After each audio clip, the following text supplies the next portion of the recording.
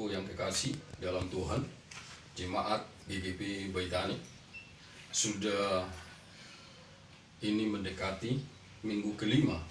Kita tidak bisa bertemu, bertatap muka seperti biasa kita lakukan dalam peribadahan kita. Untuk itu, sebelum kita merenungkan kebenaran firman Tuhan saat ini, mari kita tundukkan kepala, mari kita berdoa. Bapa di sorga, di dalam Kristus Yesus Tuhan kami yang hidup, saat ini Tuhan Yesus, kami akan merenungkan kebenaran firman-Mu. Biar juga kami secara jasmani Tuhan berjauhan, tetapi kami percaya Roh Kudus-Mu yang senantiasa bekerja dan meningkatkan kami, sehingga kebenaran firman-Mu Tuhan Yesus tidak akan terhalangi untuk tersampaikan, tetapi kami percaya Engkau akan menyampaikannya bagi jemaat-Mu dimanapun saat ini mereka berada. Terima kasih Tuhan, dalam nama Yesus kami bersyukur, berdoa, berterima kasih padamu buat pagi yang indah ini. Haleluya, amin. Salam saudaraku yang kasih, saat ini kita akan sama-sama belajar akan kebenaran firman Tuhan yang bertemakan antara iman dan hikmat. Kita akan membuka di firman Tuhan 2 Yakobus ayat yang 17. Begini firman Tuhan. Demikian juga halnya dengan iman. Jika iman tidak disertai perbuatan, maka iman itu hakikatnya adalah mati. Bagaimana firman Tuhan berkata di sini tentang iman? Kalau iman itu tidak kita lakukan dengan perbuatan kita atau tindakan kita, itu adalah mati. Artinya, sebagai kita orang-orang percaya kepada Tuhan, iman itu harus kita lakukan, harus kita jalankan di dalam kehidupan kita. Tetapi seorang kasih berbicara tentang iman ini, biar klop tentang iman ini. Karena iman ini tidak bisa berdiri sendiri, harus disertai dengan hikmat atau pengertian kita yang benar di hadapan Tuhan. Saya akan baca di dalam Yakobus 1 ayat 5. Tetapi apabila di antara kamu ada yang kekurangan hikmat, hendaklah ia memintanya kepada Allah, yang memberikannya kepada semua orang dengan murah hati dan dengan tidak membangkit-bangkitkan, maka hal itu akan diberikannya kepadanya. Kenapa saya berbicara iman tidak klop kalau hanya iman saja tanpa dibarengi dengan hikmat? Karena kita tahu seorang kasih, kalau hanya iman tanpa kita barengi dengan hikmat, kita sering tuh hantam kromo dalam kehidupan kita. Kita tahu bahwa Tuhan akan menolong kita. Kita tahu bahwa Tuhan akan melindungi kita dari segala mara bahaya. Sehingga kita berkata, biarpun ada bahaya di depan, saya akan tetap melangkah. Tetapi Tuhan memberikan hikmat-Nya kepada kita. Kalau suatu ada masalah persoalan, hikmat yang diberikan Tuhan itulah yang kita lakukan, yang kita barengi dengan iman percaya kita kepada Tuhan. Karena ini seorang kasih, ini sudah lebih dulu diperhatikan oleh Tuhan kita Yesus Kristus. Pada saat dia dicobai oleh iblis, kita masih ingat kisahnya seorang kasih pada pencobaan iblis kepada Tuhan, di mana iblis membawa Tuhan Yesus ke hubungan baik Allah. Iblis berkata, jatuhkanlah dirimu, pasti Tuhan akan memerintahkan malaikatnya untuk menantang engkau, sehingga kakimu tidak terantuk. Apa jawab Tuhan Yesus di sana? Jangan engkau mencobai Tuhan Allahmu. Artinya di sana seorang kasih, dengan hikmat yang kita miliki, dengan hikmat yang kita punya, maka iman itu akan sejalan di dalam kehidupan kita. Terlebih di dalam masa-masa sekarang ini, Tuhan sangat menginginkan kita di dalam mempraktekkan iman itu, biar kita tidak salah jalan, biar kita tidak salah kaprah, harus dibarengi dengan hikmat yang benar di dalam Tuhan. Kita tahu saudara kasih, bahwa saat ini kita memasuki zaman akhir, yaitu zaman yang serba canggih, yang disebut orang zaman milenial. Karena saudaraku yang kasih, dengan begitu berkembangnya teknologi di dunia ini, yang begitu pesatnya, dengan sebesar chip yang begitu kecil seorang kasih yang kita punya, hampir kita punya semuanya chip yang namanya SIM card itu seorang kasih. Kita gampang memperoleh apa yang kita inginkan dengan cepat. Dengan perkembangan teknologi yang begitu luar biasa itu seorang kasih, orang-orang percaya sering sudah mengandalkan kecanggihan teknologi itu, sehingga meninggalkan Tuhan di dalam kehidupannya.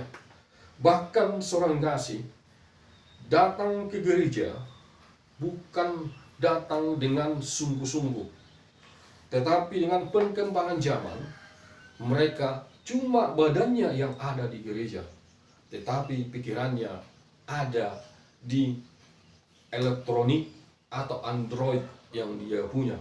Contohnya seorang kasih, pada saat firman Tuhan ditaburkan, sering orang tidak mendengarkannya, sibuk dengan HP-nya, melihat apa yang ada di sana. Pikirannya bukan fokus mendengarkan firman Tuhan. Ini salah satu akibat daripada kecanggihan teknologi itu. Dan bahkan seorang kasih, di dunia barat sana, gereja itu kosong. Pada saat peribadahan, yang datang cuma orang tua saja. Bahkan yang paling parah lagi, banyak jemaat Tuhan yang sudah mengadopsi iman lain. Dan selanjutnya daripada zaman akhir ini saudara kasih, bagaimana manusia lebih cinta akan dunia ini. Orang sibuk mencari uang ketimbang Tuhan. Sehingga seorang kasih, bagaimana firman Tuhan menjelaskan, mengajarkan sejak lama. Di 1 Yohanes 2 ayat 15 sampai 17, bagaimana sikap manusia itu. Saya akan bacakan bagi kita seorang kasih. Saudara kasih, biarpun ada di rumah, saudaraku bisa buka Alkitabnya, menyimaknya seorang kasih. Begini firman Tuhan, 1 Yohanes 2 ayat 15 sampai 17. Janganlah kamu mengasihi dunia dan apa yang ada di dalamnya. Jikalau orang mengasihi dunia, maka kasih akan Bapa tidak ada di dalam orang itu.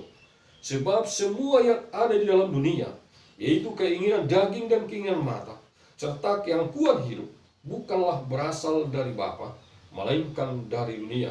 Dan dunia ini sedang lenyap dengan keinginannya. Tetapi orang yang melakukan kehendak Allah tetap hidup selama-lamanya. Di sini firman Tuhan sudah mengingatkan kita sebagai anak-anak Tuhan, biar kita jangan hanyut terhadap perkembangan dunia ini yang begitu pesat seorang kasih, sehingga kita tidak terpesona akan kemajuan teknologi ini, sehingga kita melupakan Tuhan. Tetapi janji Tuhan ya dan amin. Biar juga dunia ini lenyap, tetapi firman Tuhan tetap untuk selama-lamanya. Saudara kasih, kita ingat bagaimana kondisi daripada bangsa Israel di Mesir. Bagaimana Tuhan mendidik bangsa itu biar untuk selanjutnya mereka senantiasa mengingat akan kasih Tuhan di dalam kehidupan mereka. Bahwa janji Tuhan ya dan amin. Bahwa firman Tuhan itu biarpun apa yang terjadi tetap kekal untuk selama-lamanya. Kita akan buka seorang kasih tentang bagaimana firman Tuhan kepada bangsa Israel waktu mereka masih di Mesir. Keluaran 10 ayat 1 sampai 2. Begini firman Tuhan. Berfirmanlah Tuhan kepada Musa, pergilah menghadap Firaun, sebab aku telah membuat hatinya dan hati para pegawainya berkeras, supaya aku mengadakan tanda-tanda mujizat yang kubuat ini di antara mereka, dan supaya engkau dapat menceritakan kepada anak cucumu bagaimana aku mainkan orang Mesir, dan tanda-tanda mujizat mana yang telah kulakukan antara mereka, supaya kamu mengetahui bahwa akulah Tuhan. Bagaimana di sini firman Tuhan mengajarkan kepada bangsa Israel bahwa Tuhan itu sangat berdaulat akan kehidupan mereka. Di sini dijelaskan bagaimana mereka menceritakan tentang pengalaman mereka bersama dengan Tuhan, bagaimana Tuhan menuntun mereka, membimbing mereka keluar dari Mesir menuju tanah Kanaan itu. Banyak yang mereka alami, banyak yang mereka dapat di sana. Dan semua itu Tuhan berkata untuk menceritakan kepada anak cucu mereka tentang apa yang dilakukan Tuhan kepada mereka. Dan untuk itu saudara kasih, saat ini dengan kejadian seperti yang kita alami, bagaimana kita sudah 5 minggu dengan sekarang tidak bisa beribadah. Ada rencana Tuhan di sini. Ada maunya Tuhan di sini. Untuk itu mari kita koreksi diri kita.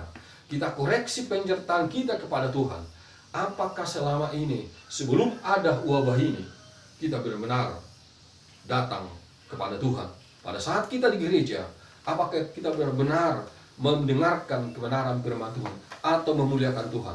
Atau sebaliknya kita sibuk atau kita terpesona oleh kecanggihan elektronik sekarang, atau kecanggihan daripada teknologi sekarang, sehingga kita tidak mendengarkan kebenaran firman Tuhan. Dan selanjutnya saudara kasih, bagaimana diceritakan wabah atau tulah yang diberikan Tuhan, yang diberikan Tuhan kepada bangsa Mesir, sehingga bangsa itu membiarkan bangsa itu keluar dari Mesir.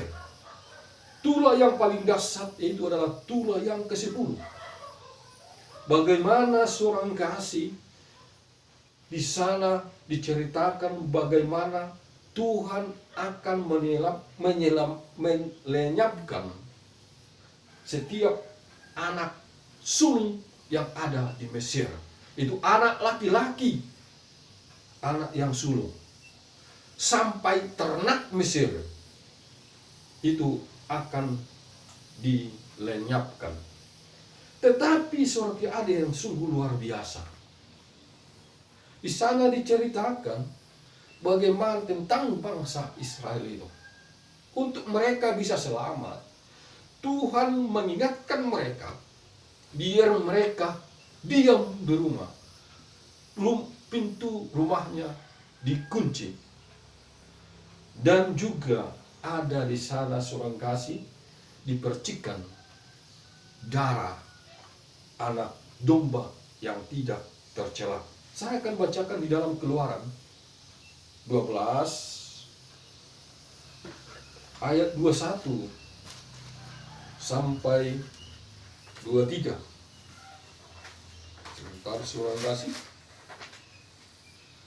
Begini firman Tuhan. Lalu Musa memanggil semua tua-tua Israel serta berkata kepada mereka, pergilah, ambillah kambing domba untuk kaummu dan sembelihlah anak domba Paskah. Kemudian kamu harus mengambil seikat bisop dan mencelupkannya dalam darah yang ada dalam sebuah pasu, dan darah itu kamu harus sapukan pada ambang atas dan pada kedua tiang pintu. Seorang pun dari kamu tidak boleh keluar pintu rumah sampai pagi. Dan Tuhan akan menjalani Mesir untuk menulahinya apabila ia melihat darah pada ambang atas dan pada kedua tiang pintu itu. Maka Tuhan akan melewati pintu itu dan tidak membiarkan pemusnah masuk ke dalam rumahmu untuk menulahinya. Di sini bagaimana jelas firman Tuhan mengingatkan, mengajarkan kepada bangsa itu, biar mereka selamat, mereka tidak boleh keluar pintu rumah sampai pagi. Dan di sana harus dioleskan itu darah anak domba yang tidak tercela. Artinya di sana surga berbicara anak domba itu adalah berbicara tentang Tuhan kita Yesus sendiri. Tuhan Yesus yang melindungi kita. Dikatakan di sana, dan rumahmu untuk menulahinya. Bagaimana Tuhan tidak membiarkan pemusnah masuk ke dalam rumahmu. Artinya dengan darah anak domba itu, mereka tidak akan bisa, pemusnah itu tidak akan bisa masuk untuk menulahi mereka. Begitu juga pada zaman sekarang ini. Bagaimana pemusnah itu yang kita sebut dengan COVID-19, virus corona, sehingga membuat kita berdiam di rumah.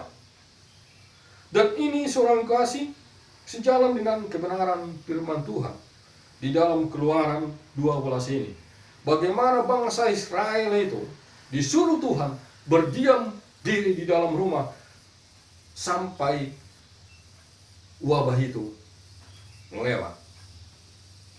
Dan saat ini kita sebagai anak-anak Tuhan, kita harus bisa menunjukkan kepada dunia bahwa kita juga bisa berdiam diri di rumah. Ini tidak bertentangan dengan kebenaran firman Tuhan.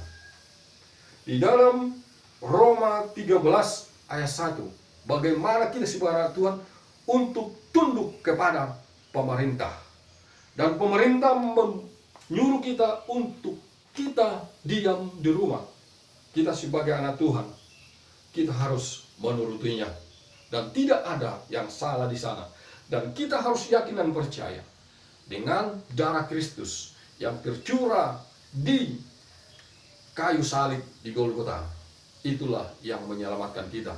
Dan kita yakin dan percaya bilur-bilurnya akan menyelamatkan kita.